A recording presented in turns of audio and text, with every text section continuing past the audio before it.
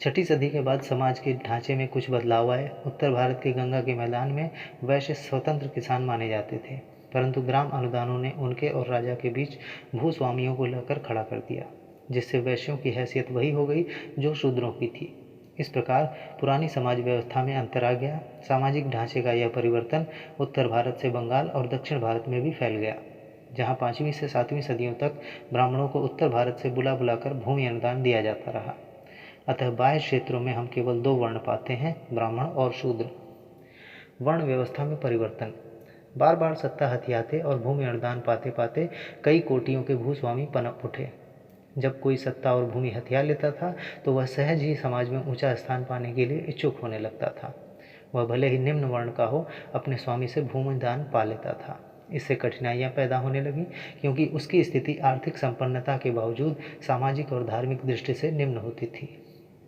धर्मशास्त्र के अनुसार सामाजिक प्रतिष्ठा का आधार वर्ण ही होता था। समाज 4 वर्णों में विभक्त था, जिसमें सबसे ऊपर ब्राह्मण और सबसे नीचे शूद्र थे। किसी व्यक्ति को आर्थिक अधिकार भी उसके वर्ण के अनुसार ही मिलता था। अतः इन नए भूस्वामियों के विभिन्न वर्गों को प्रतिष्ठोचित स्थान देने के लिए शास्त्रों में कुछ परिवर्तन करना आवश्यक हो गया। छठी सदी में हुए वराह मिहिर नामक ज्योतिषी ने निवास गृहों का आकार 4 वर्णों के लिए अलग अलग बताया, जैसा कि पहले से चला आ रहा था, परंतु उसने इसके साथ ही भिन्न भिन्न कोटि के शासकों के लिए भी निवास गृहों के अलग अलग आकार निर्धारित किए।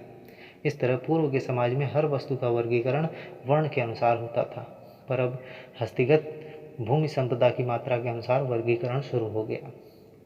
7वीं सदी के बाद अनगिनत जाति उपजाति पैदा हुई।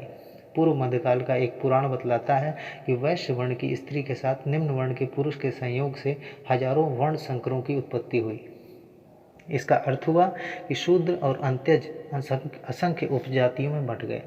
यही हाल हुआ ब्राह्मणों का और उन राजपूतों का भी, जो 7वीं सदी के आसपास भारतीय राज व्यवस्था और समाज में आगे आए।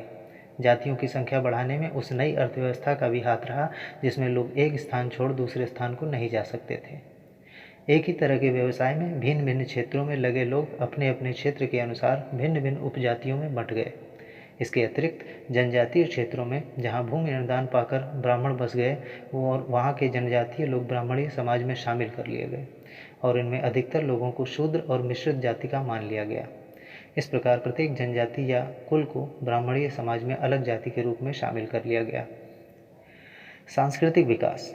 6ठी-7वीं सदियों के आसपास देश में कई सांस्कृतिक इकाइयों का उदय हुआ, जो बाद में असम, आंध्र, उड़ीसा, कर्नाटक, गुजरात, तमिलनाडु, बंगाल, महाराष्ट्र, राजस्थान आदि नामों में प्रसिद्ध हुई। इस तरह के सांस्कृतिक समूहों के अस्तित्व को विदेशी और देशी दोनों स्रोतों ने स्वीकार किया। चीनी यात्री हुआनसांग ने कई राष्ट्रीय समवायों या जनगणों का उल्लेख किया है। 8वीं सदी के उत्तरार्ध में रचित कई जैन ग्रंथों में 18 प्रमुख जनगणों अथवा उपराष्ट्रीय समूहों की चर्चा है। इसमें 16 के शारीरिक लक्षण भी वर्णित हैं, उनकी भाषा के नमूने दिए गए हैं और उनके चरित्रों के बारे में भी कुछ बातें कही गई हैं। 9वीं सदी का नाटककार विशाख दत्त कहता है कि भिन्न भिन्न क्षेत्रों में भिन्न भिन्न आचार व्यवहार, वेशभूषा और भाषा वाले लोग बसते हैं। 6ठी-7वीं सदियाँ संस्कृत साहित्य के इतिहास में भी समान रूप से महत्वपूर्ण हैं। शासक वर्ग ईसा की 2री सदी से ही संस्कृत का प्रयोग करते आ रहे थे। शासक स्वयं शान शौकत से रहते थे, अतः उनकी भाषा भी शब्दांबरपूर्ण और अलंकृत होती गई। संस्कृत गद्य और पद्य की अलंकृत शैली 7वीं सदी से ही जोर पकड़ती गई। प्राचीन परंपरा के संस्कृत पंडितों को आज भी अलंकृत शैली बहुत पसंद है। गद्य में शब्दांबर का प्रकाष्ठा बाण की कृतियों में देखी जाती है। यद्यपि बाण की गद्य शैली का अनुकरण करना खेल नहीं था, फिर भी मध्यकाल के संस्कृत लेखकों ने उसी को अपना आदर्श बनाया। ईसा की 7वीं सदी से हम भारतीय भाषाओं के इतिहास में अद्भुत गतिविधि पाते हैं। पूर्वी भारत की बौद्ध कृतियों में बांग्ला, असमिया, मैथिली, उड़िया और हिंदी के उद्भव का मंद आभास पाया जाता है। इसी प्रकार इसी काल की जैन प्राकृत की रचनाओं में गुजरती और राजस्थानी का आरंभ दिखाई देता है। दक्षिण में तमिल तो सबसे पुरानी भाषा थी, लेकिन कन्नड़ का उद्भव इसी समय आरंभ होता है, जबकि तेलुगु और मलयालम बहुत बाद में विकसित हुई है। लगता है प्रत्येक प्रदेश के अन्य प्रदेशों से अलग रहने के कारण हर प्रदेश में उसकी अपनी अपनी भाषा बनने लगी। गुप्त साम्राज्य के विघटित होने पर बहुत से छोटे छोटे स्वतंत्र राज्य उदित हुए, जिससे सहज ही देशव्यापी संचार और संपर्क में बाधा पड़ी। व्यापार में गिरावट आने के फलस्वरूप भी एक प्रदेश का दूसरे प्रदेश से संपर्क टूटा और इससे क्षेत्रीय भाषाओं के उद्भव को बल मिला। क्षेत्रीय लिपियों को 7वीं सदी में और उसके बाद प्रमुखता मिली। मौर्य काल से गुप्त काल तक लिपि में परिवर्तन होते रहे, लेकिन देश के अधिकांश भाग में आमतौर पर एक ही लिपि चलती रही। अतः जो कोई गुप्त काल की लिपि पढ़ने में कुशल हो जाएगा, उस काल के विभिन्न प्रदेशों में प्राप्त अभिलेखों को भी पढ़ सकेगा। लेकिन 7वीं सदी से प्रत्येक क्षेत्र में अपनी अपनी लिपि विकसित हुई, इसलिए जो क्षेत्रीय लिपियों का जानकार नहीं रहेगा, वह गुप्तोत्तर काल में देश के विभिन्न भिन्न भागों में पाए गए अभिलेखों को नहीं पढ़ सकेगा। 7वीं 8वीं सदियों से मूर्ति और मंदिर के निर्माण की शैली हर प्रदेश में अलग अलग हो गई। विशेषकर दक्षिण भारत तो मानो प्रस्तर मंदिरों का क्षेत्र बन गया। पत्थर और कांसा, ये दो ऐसे माध्यम थे जिनके सहारे देवता साकार किए गए। कांस्य प्रतिमाएं बड़े पैमाने पर बनने लगीं। यद्यपि कांस्य प्रतिमाएं भारी संख्या में हिमालयी प्रदेशों में भी मिलती हैं, तथापि ये दक्षिण भारत में भी इसलिए अधिक पाई जाती हैं क्योंकि ब्राह्मण धर्म के मंदिरों में इनकी आवश्यकता हुई, और पूर्वी भारत में इसलिए अधिक मिलती हैं कि बौद्ध मंदिरों और विहारों में इनकी आवश्यकता हुई। यद्यपि एक ही देवता देश के एक छोर से दूसरे छोर तक पूजे जाते थे, फिर भी हर प्रदेश के लोगों ने उनकी मूर्ति का निर्माण अपनी अपनी रीति से किया। भक्ति और तंत्र संप्रदाय। गुप्तोत्तर काल में हमें कुछ धार्मिक परिवर्तन भी दिखाई देते हैं। देवमाला में देवताओं को स्थान उनकी श्रेष्ठता के क्रम से दिया जाने लगा। जिस तरह कर्मकांड, भूमि संपत्ति, सैनिक शक्ति आदि के आधार पर समाज असमान वर्गों में बटा हुआ था, उसी तरह देवगण भी असमान कोटियों में बांट दिए गए। विष्णु, शिव और दुर्गा ये तीनों मुख्य देवता के रूप में गृहीत हुए, और कई अन्य देव और देवियां उनके अधीन या गौण देवता माने गए तथा परिचरों और अनुचरों के रूप में उनके नीचे रखे गए। हम ब्रह्मा, गणपति, विष्णु, शक्ति और शिव इन 5 देवताओं की पूजा प्रचलित पाते हैं, जो सम्मिलित रूप से पंचदेवता कहलाते हैं। मुख्य देवता शिव या किसी अन्य देव या देवी को मुख्य मंदिर में स्थापित किया जाता था, और उसके चारों ओर बने 4 गौण मंदिरों में 4 अन्य देवता रखे जाते थे। ऐसे मंदिर को पंचायतन कहा जाता था। वैदिक देव इंद्र, वरुण और यम का दर्जा घट गया और वे लोकपाल की कोटि में आ गए। आरंभिक मध्यकाल की देवमालाओं के अवलोकन से प्रकट होता है कि सांसारिक सोपान क्रमिक वर्गभेद के अनुरूप ही देवों में भी वर्गभेद बनाया गया। कई देवमालाओं में मातृदेवी को अन्य देवताओं से ऊंचा स्थान दिया गया। हमें न केवल शैवों, शाक्तों और वैष्णवों को ऐसे देवमंडल मिलते हैं, बल्कि जैनों और बौद्धों के भी मिलते हैं, जिनमें देव अपनी हैसियत के क्रम से अंकित और स्थापित होते थे। जैनों, शैवों और वैष्णवों आदि के संगठन भी श्रेणीबद्ध हो गए और 5 पंक्तियों में बंट गए। सबसे ऊपर की पंक्ति आचार्य को मिली, जिसका अभिषेक उसी तरह होने लगा जिस तरह राजा का। उसके नीचे उपाध्याय, उपासक आदि होते थे। 7वीं सदी से भक्ति संप्रदाय देश भर में फैल गया, दक्षिण में तो और भी।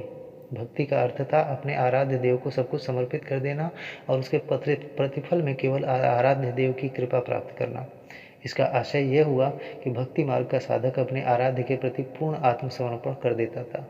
इसकी तुलना किसानों के अपने भूस्वामियों के ऊपर पूर्णतः आश्रित रहने की स्थिति में कर सकते हैं।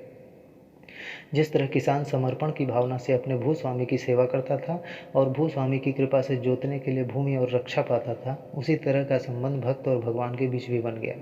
चूँकि सामंतवाद का रंग इस देश में दीर्घ काल तक जमा रहा, इसलिए भारतीय लोकाचार में भक्ति की जड़ें भली भांति जम गईं। ईसा की 6ठी सदी के आसपास से भारत में धर्म के क्षेत्र में तांत्रिक संप्रदाय का फैलना सबसे बड़ी घटना है। 5वीं 7वीं सदियों में नेपाल, असम, बंगाल, उड़ीसा, मध्य भारत और दक्कन में बहुत से ब्राह्मणों को ग्रामदान मिले और लगभग इसी अवधि में तांत्रिक ग्रंथों, तांत्रिक पीठों और तांत्रिक साधनाओं का प्रचार हुआ।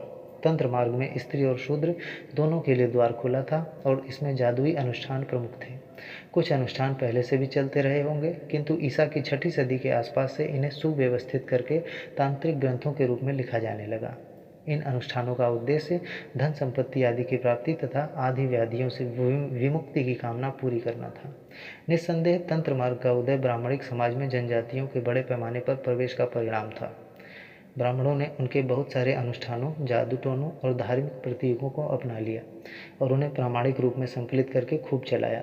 धीरे धीरे ब्राह्मणों और पुरोहितों ने अपने धनवान यजमानों के हितार्थ इनमें मनमाना हेरफेर भी किया। तंत्र मार्ग जैन, बौद्ध, शैव और वैष्णव संप्रदायों में घुस गया। 7वीं सदी से लेकर सारे मध्यकाल में तांत्रिक मार्ग जमा रहा। देश के विभिन्न भागों में पाई गई अनेक पांडुलिपियाँ तांत्रिक साधना और ज्योतिष के विषय की हैं और ये दोनों आपस में मिल से गए हैं। कुल मिलाकर ईसा की 6वीं और 7वीं सदी के दौरान राज्य व्यवस्था, समाज संरचना, अर्थव्यवस्था, भाषा, लिपि, धर्म और कला, इन सबों में कई गंभीर परिवर्तन हुए। इस अवधि में प्राचीन भारतीय जीवन के बहुत सारे महत्वपूर्ण वैशिष्ट्यों के स्थान पर मध्यकालीन जीवन के वैशिष्ट्य अपने आसन जमाने लगे। मोटे तौर पर यह परिवर्तन भिन्न प्रकार के समाज और अर्थतंत्र के आगमन का संकेत देते हैं, जिसमें राज्य और किसानों के बीच भूस्वामी वर्ग प्रमुख हो चला। प्रशासन का संचालन जो पहले राज्य द्वारा नियुक्त अधिकारी करते थे, अब ये भूस्वामी लोग करने लगे। यह घटनाक्रम वैसा ही है जैसा ईसा की 6वीं सदी में रोमन साम्राज्य के पतन के बाद वास्तविक सत्ता भूस्वामियों के हाथ में आने पर यूरोप में हुआ था।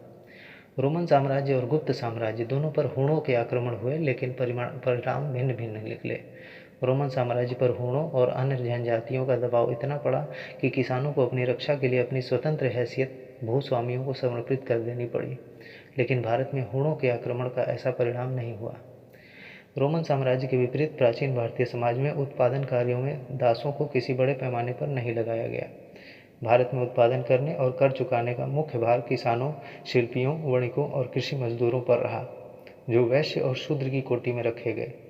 हम इस व्यवस्था के विरुद्ध विद्रोह के लक्षण देखते हैं, जिसके चलते सीधे उत्पादकों से कर वसूल करना राज्य के अधिकारियों के लिए कठिन हो गया। इसलिए विभिन्न कार्यकर्ताओं को पारिश्रमिक के तौर पर भूमि देने की परंपरा बड़े पैमाने पर चल पड़ी।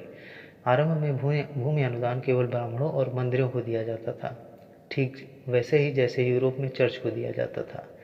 भारत और यूरोप दोनों जगह ईसा की 6वीं सदी के बाद से शिल्प और वाणिज्य की गतिविधि में मंदी का रुख दिखाई देने लगा।